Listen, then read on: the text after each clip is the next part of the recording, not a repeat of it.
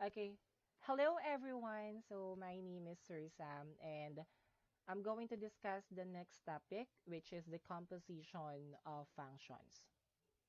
Okay. So, if you say composite functions, this is the domain. The domain of f of g is the set of all numbers x in the domain of g, such that g of x is in the domain of f. Okay, so para mas maintindihan nyo siya, meron ako ditong picture. Okay, etong small strainer po is representing G, and the bigger strainer representing F.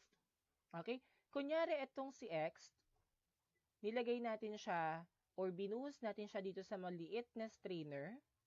So kapag ginawa natin yun, ibig sabihin po, magiging domain po siya ng G. So it will become G of X. Okay, since strainer to, meron din butas, so from the small strainer, it will goes down, papunta sa bigger strainer. So, since si G of X napunta sa malaking strainer, naging domain po siya ng F. So, the domain of F is G of X. Therefore, F of G of X is equal to F of G of X. So, dito po siya nabuo. Okay? So, let's go with example number 1. So, given the following functions, we have f of x is equal to x cubed, g of x is equal to x plus 2 over 3x minus 1, and h of x is equal to 6x minus 7. So, let's find f of x, and then f of 2. Okay, unang-unang gagawin natin, everyone, guys, is applying the definition of the composition of function.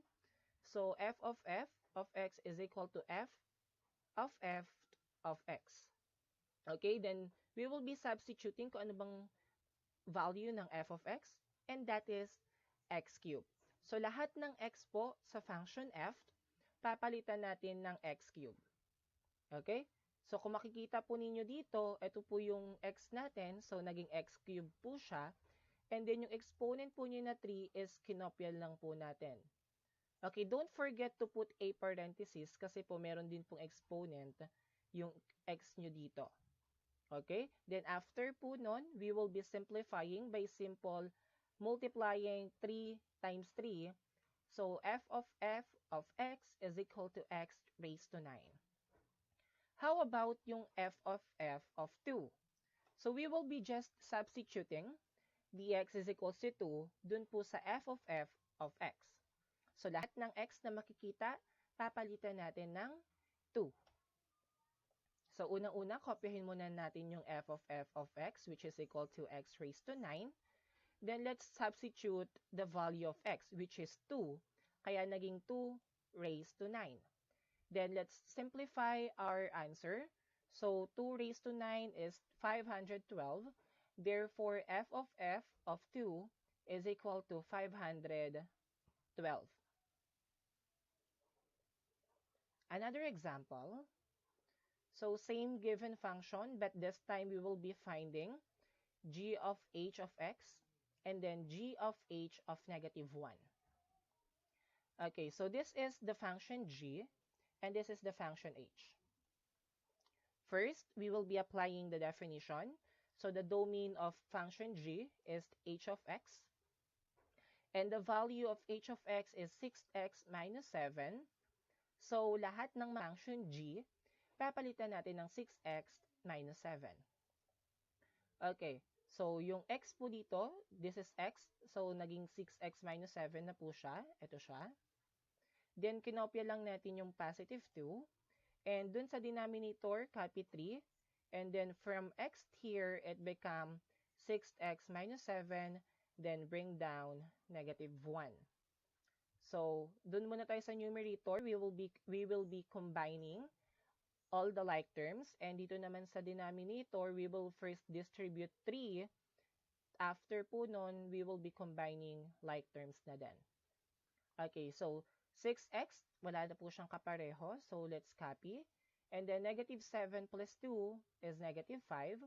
And for the denominator, 3 times 6x is 18x.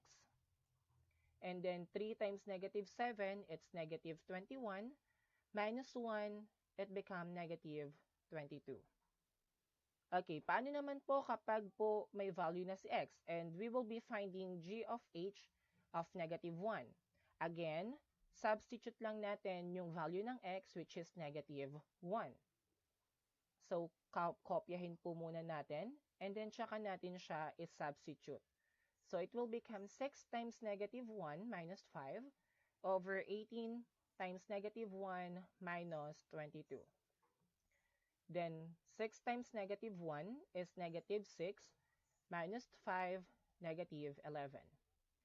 18 times negative 1 is negative 18 minus 22, that is negative 40. Then, kung mapapansin po ninyo, pareho silang may negative sign. So, since pareho, pwede natin silang i-cancel. So, the final answer will be 11 over 40. So, hindi na po kaya natin yan i-simplify kasi yan na po yung pinaka-simplest form. Therefore, everyone, that g of h of negative 1 is equal to 11 over 40. Okay, another example, let have f of x is equal to x squared minus 6, and then g of x is equal to 3x plus 2. So, let's find f of g of x.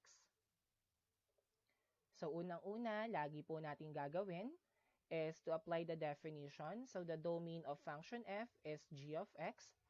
Then, g of x is equal to 3x plus 2. Kaya lahat po ng x sa function f, papalitan ng 3x plus 2. So, ito siya. Kung makikita ninyo, ito yung x sa function f. So, naging 3x plus 2 na siya.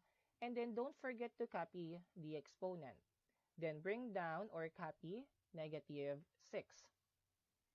So, distribute natin si 2. So, paano po ba yan? Kailangan po is ganito po ang magiging form natin, or this is the standard form. So, hahanapin muna natin yung first term, then the second term, and then finally the third term.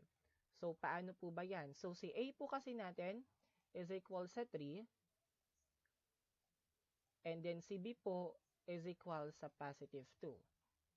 Okay. Now, ang sabi po dito, we will be first squared the first term. So, that is 3x. So, 3x squared, that is 9x squared. Then, para daw mahanap yung second term, multiply mo si a tsaka sa b. Oh, by the way, the value of a po pala is 3x. So, multiply daw natin si a tsaka si b. So, that is 3x times 2 becomes 6x. And don't forget to multiply 2.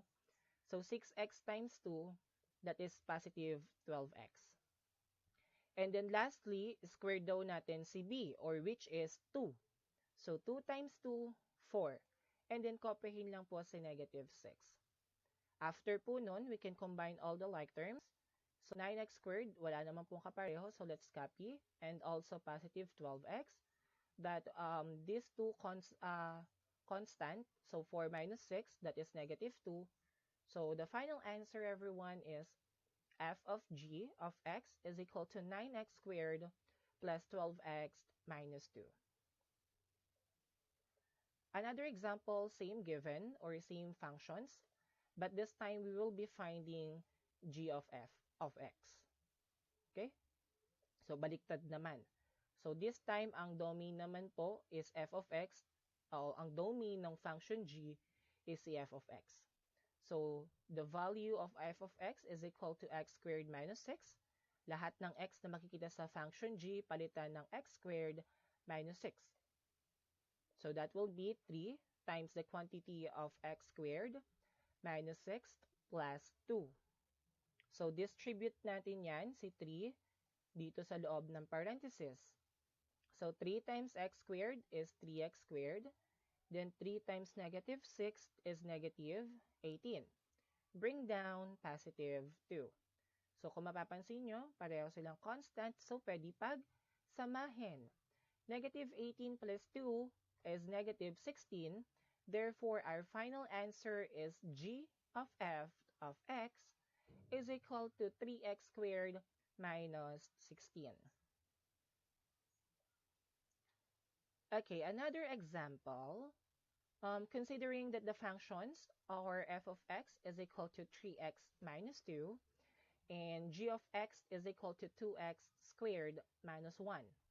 So let's find f of g of negative 1. So unang-una, so f of g, applying the definition, which is the domain of function f is g of x. So substitute natin, or the value of g of x is 2x squared minus 1. So lahat po ng x na makikita sa function f, papalitan natin ng 2x squared minus 1. So ito po siya. So ito po yung sa x ng function f. So it will become 3 times the quantity of 2x squared minus 1. Then bring down or copy negative 2. Okay? So distribute natin yung 3 sa 2x squared tsaka sa negative 1. So it will become 6x squared, or 3 times 2x squared is 6x squared. And then 3 times negative 1 is negative 3. Then bring down negative 2. So combine natin. So f of g of x is equal to 6x squared minus 5. Bakit po naging minus 5? Dahil sa negative 3 minus 2 is negative 5. Okay?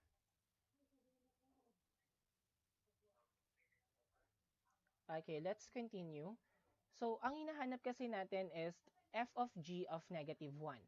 So, ang gagawin po natin is isa-substitute natin yung negative 1 sa lahat po ng x. So, f of g of negative 1 is equal to 6x squared minus 5. So, this x will become negative 1. So, ito po yung magiging itsura niya. So, 6 times negative 1 squared minus 5. Then, simplify natin. Negative 1 times negative 1 is positive 1. Multiply to 6, that is 6. Then, bring down negative 5. Then, 6 minus 5. So, that is 1 or positive 1. So, f of g of negative 1 is equal to 1. Okay? Then, last example. So, same given functions. Okay? But this time, baliktad naman po, or si g of f of negative 1 naman po yung hahanapin natin. Okay, but pareho pa rin po tayo ng procedure. Okay, so unang-una, applying the definition. So, f of x will be the domain of function g. So, f of x is equal to 3x minus 2. So, lahat ng x sa function g, papalitan natin ng 3x minus 2. So, ito po siya. Ito po yung function g. So, may nakita tayong isang x. So, ginawa natin siyang 3x minus 2. Then, after po nun, by the PEMDAS rule, uunahin po natin yung may exponent bago tayo mag-multiply. So, kagaya po ng ginawa natin kanina, squared po muna natin yung a or yung first term, which is 3x. So, 3x squared is 9x squared.